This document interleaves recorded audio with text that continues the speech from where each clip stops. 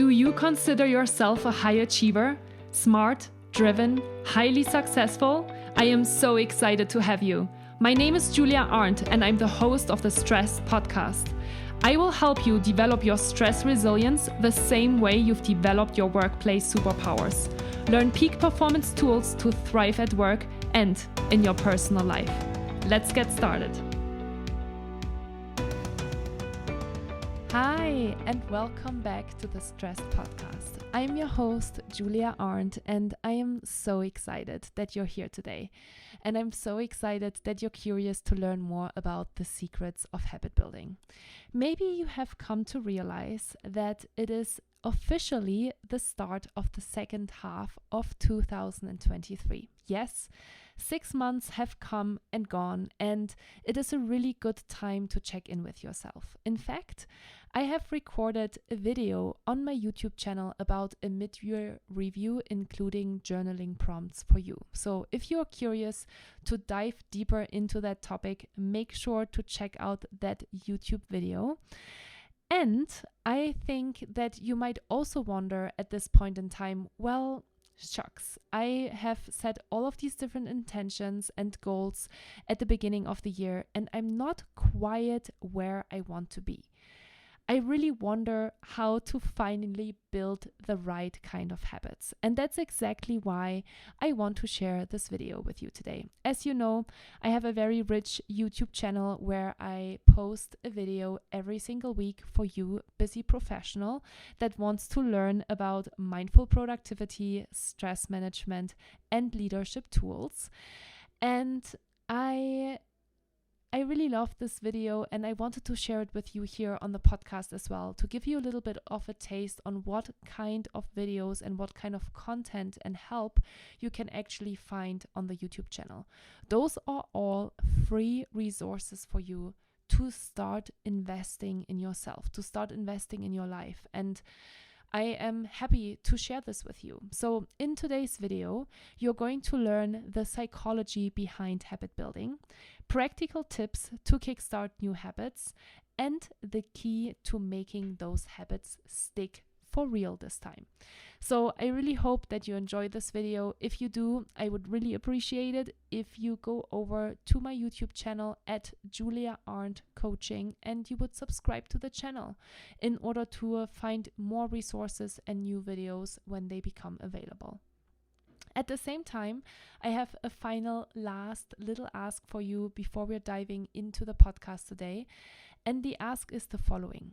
If you are working for a corporation, if you're working for a company, if you are part of a team or maybe even leading a team and you wish to help your team with the different tools that I'm sharing with you every single week on the podcast and the YouTube channel, then please reach out to me. I would love to work with you. I have been working with corporations, with big tech companies over the past 5 years, and I've trained almost 10,000 people from companies such as Google, Microsoft, Uber, Meta, you name it, with a lot of different Fortune 500 companies in order to really help their employees and teams to create peak performance habits for life. I love to do this. This is my biggest passion and my big desire to help as many people as possible. And I have a few spots available for the second half of the year. So if you find this really interesting and you would love to learn more about that, connect with me. Let's have a chat. Maybe let's have a chat with you and with your leader, and I can share a little bit more about how I structure these programs in order to help you and your team become 15 to 20% more productive over the course of a year. So that's all I wanted to share with you. Without further ado now, I would say let's dive into the podcast for today, The Secrets of Habit Building. Enjoy, talk to you soon, and take care of yourself. In today's video, I want to dive deep with you into the fascinating world of habit building. Have you ever wondered why some people have such a hard time to stick to their habits, while others seem so consistent, so disciplined, and so successful?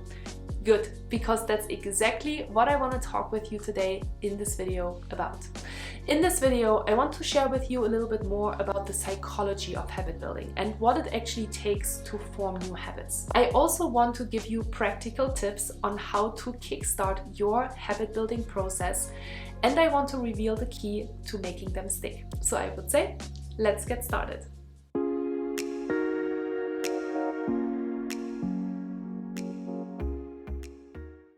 Hi, and welcome back to my YouTube channel. My name is Julia Arndt and I'm a peak performance coach and stress management trainer. If you are a busy professional and you're looking for ways to de-stress, to find a better work-life balance and create productivity systems in order to free up space to have a life, then I am super excited that you're here, because that's exactly what this channel is for. So if you are a busy professional, make sure that you subscribe to this channel and check out all the other videos that I have for you on my YouTube channel. So without further ado, let's jump into the first part of today's video, which is the psychology of habit building. What is actually the secret behind habits? And it starts in our brain. It starts in your brain. Because your brain was wired to create automatic processes in order to save time and energy and create more space for other cognitive processes. That's why you are creating habits, and that's why they are automatic, and that's why sometimes it is very difficult to break them, because they have become so automatic that you literally have to create a lot of awareness and, at the beginning as well, a lot of energy in order to break through them and consciously make decisions to do something differently to the way you have been doing them before, because your brain is always trying to keep you in this one lane, in this automatic process that you have been doing over and over and over again, oftentimes for many years. But it is obviously not impossible. Every habit follows a particular pattern called the habit loop. And it consists of three particular pieces. Number one, it's the cue. The second piece is the behavior. And the third one is the reward. So first of all, obviously, there is a cue that initiates the behavior that you're going to do. Then you have the behavior, so whatever action it is that you usually take when that cue is happening. And then third of all, you feel a reward. So you feel positive emotions, maybe positive hormones are released in order to make you kind of signal that it was good what you were doing. What is really important to know is that your brain doesn't know the difference between what is good for you and what is bad for you. Your brain only knows what you have been repeatedly doing over and over and over again. Let me explain. For example, you wake up in the morning and the first thing that you do, so waking up in the morning would be your cue, it would be that initiating situation. You wake up in the morning and you roll over to your bedside table and you grab your phone. So grabbing your phone is the behavior. And the reward is that you're probably scrolling through social media and the messages that you have received overnight, and that makes you feel good. That is a habit that you have formed, no matter if it is really good for you or bad for you, right? That thing you can decide on your own. I would argue that maybe it's not so good to start your way that way, and I have learned kind of the hard way that I don't want to wake up with my phone in my hand. I actually want to wake up and recharge my energies properly before I'm giving my energy out into the world. So if you want to break that habit, you need to replace the behavior with something that is better for you. So let's say, for example, the cue is the same, right? You're waking up in the morning. But now, instead of grabbing your phone, maybe you want to get up and you want to stretch for 5 minutes. Or you want to actually just lay in bed and think about 3 things that you feel grateful for. Or you want to get up and the first thing you would like to do in this new habit is to walk outside and just take a couple of deep breaths of fresh air. That could be the new behavior, and then obviously there will be a reward connected to that. So if you want to create a new habit, that is kind of how you need to set yourself up for success. You need to first identify what is the cue, what is the behavior, what is the reward currently, and what do you want to replace that behavior with. And then at the beginning, yes, it might feel really difficult to do that, because obviously automatically your brain is wired to do this old pattern of cue, behavior, and reward. So at the beginning, and that's why we often talk about 28 days to form a new habit, or 35 days, or 200 days. There are so many different days out there of how long it takes to form a habit, that honestly, I don't really believe in that. I think there is obviously something to be said about just having a streak, and we'll talk about streaks here in a moment, to just kind of get you into this new habit. But imagine you have been doing something for many years, then it's obviously going to take a while to break through that habit, but it doesn't mean that you should give up before you have even started. So let's talk about a couple of practical tips on how to kickstart your habit building. The first thing that you can do in order to kickstart your habit building is to habit stack, the power of habit stacking. What is habit stacking? It kind of already tells you by the name of it, but you basically stack one habit on top of another. So let's say, for example, you wake up in the morning and you go to the kitchen to make yourself a cup of coffee. And while you make a cup of coffee, you want to stretch for a minute. Or while you make your coffee and you wait, you want to journal for a minute, right? That would be habit stacking. So a habit that you already have that you like to keep in your life, you just stack on something new to that in order to not forget about the new habit that you want to create. And what I find really helpful in that regard as well, and that is the second point and the second powerful practical tip that I want to share with you today, is to make it the power of vision and the power of visual cues. Because oftentimes, especially at the beginning, we might forget about that new habit that we are trying to build because we are so in this automated process that we simply forget that that's what we wanted to do in the first place. So in order to make this habit stick, make sure that you're creating a visual cue for yourself. For example, you could have a piece of paper or a journal sitting right next to your coffee maker in order to help you create that awareness. Hey, when I committed to the fact that when I am making coffee, I'm going to journal for 3 to 5 minutes, for example, right? So visual cues, super powerful. Something that I've actually read in Atomic Habits by James Clear, a book that I highly encourage you to read, and a video on my YouTube channel that I encourage you to watch if you're curious about the power of habit building.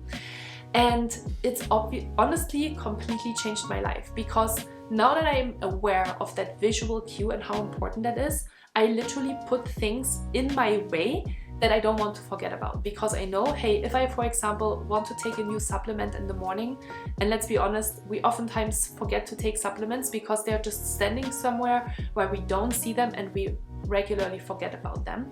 I put them somewhere where I know I will be in the morning and where I don't forget. So visual cues, super important if you want to create habits that stick. The next thing that is super important to talk about is to start small and be specific. I talk about SMART goals all the time, but we kind of forget about that they exist, and we are not really clear on what the goal actually is for that habit that we're trying to create. So take a moment to reflect on what is the new habit that you're trying to build and what is the goal behind it, and make that as specific and small as possible. So it is not specific enough to say, I want to be more active or I want to work out more. That is too generic. But if you want to make it really specific and clear for yourself and the people maybe even around you, then you want to make sure that that habit and that goal is as specific and small as possible. For example, I would like to be more active, and I'm going to start working out 3 times a week for 30 minutes starting next week, starting on Monday, starting on Tuesday, whatever it is, okay? That is, if you can hopefully see, a much more specific goal.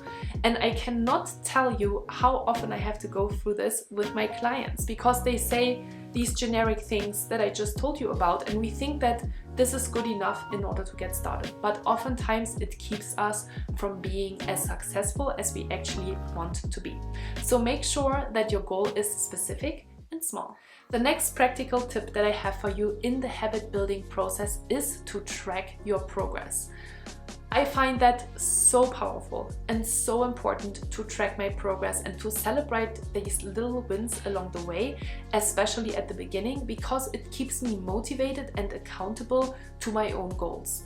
So make sure that you track your progress, and you can do this in a lot of different ways. You can, for example, download a specific app, right? There are so many million different apps out there nowadays that help you to track your progress. For example, I really like to use Strava because I like to take a look at Strava and I like to add a picture to my activities that I do during the week, and it just helps me to be accountable, and I love to look back at these things.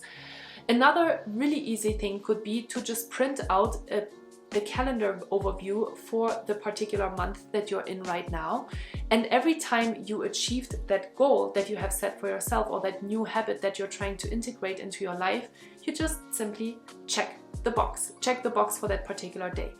And that's, again, a visual cue that actually tells you that you're being successful. So put that piece of paper somewhere where you see it. Put it at your fridge. Put it at your bedside table, put it at your desk, and make sure that you're actually checking these little boxes. And it's a little bit gamification, and I honestly really love it, and it's made a huge difference in my life because it just kind of makes me feel good. That's my reward at the end of the day, right? We talked about cue, behavior, reward, and the reward of checking that box every day makes me feel really good. And it doesn't have to be every day.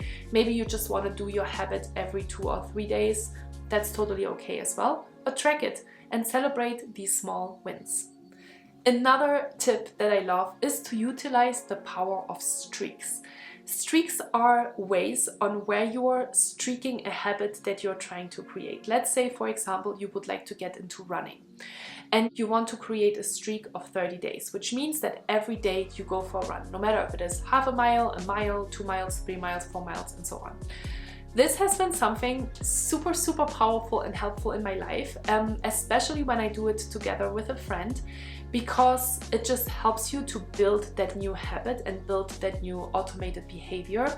And it kind of keeps these, these excuses out that we oftentimes come up with when we are starting to create a new habit. Because sometimes we think, I don't really have the energy today, I'll do it tomorrow. And so then with this streaking, it's kind of impossible, right? Because you do it every single day, even if you just do it for 10 or 15 minutes a day. But that kind of gives you that momentum to get into a new habit, and I really love it, and I highly encourage you to try it out. The next thing that's super important, and I kind of mentioned it already, is to use the power of accountability. So I already mentioned when I am trying to have a streak, I sometimes include a friend in that streak because it is just so much easier to stick to it sometimes when you have somebody that holds you accountable and that is on the same path and journey. So that shares the same challenges, that shares the same difficulties that you have. And I think back to my friend Sarah and I doing a 30-day running challenge last year, and it was so cool because we checked in with each other every day if we went on our run or not. And some days I felt really good and I went for a run, and then I checked in with her and she texted me and said, "Oh, I'm having such a hard time today to do this," and I can encourage her and motivate her to do it. And some days it was the other way around. So having an accountability buddy, especially someone that is doing the same thing with you, is super powerful and super helpful for you to stick to your goals. So make sure that if you want to create a habit that you really want to stick to find an accountability buddy. And finally, the most important thing that I believe is the secret to sticking to your routines and habits long term is to embrace failure and learn from it. Yes, we all fail in the process of building habits, but the people that are successful realize and know that we are not perfect and that sometimes things get in the way, but it doesn't mean that you fail and you just give up, but that you can always start again. I love that concept, and it's something that I constantly remind myself of because yes, I also sometimes fail in the new habits that I'm trying to pursue. You can watch my Plan With Me video series to see a little bit more insight into that on a monthly basis, because I report on what is working well, what is not working so well in my own life. And I always embrace that failure, and I look at what can I learn from this experience and how can I do better in the future, right? So I look at what worked, what didn't work. Was my goal and my habit specific enough, or was it not specific enough? And so all of these different insights help me to set myself up better for success the next time I try. So learn from your mistakes and don't give up, and remind yourself that you can always start again. I hope that all of these different tips were helpful for you today in order to break the secret of habit building and to simply just get started.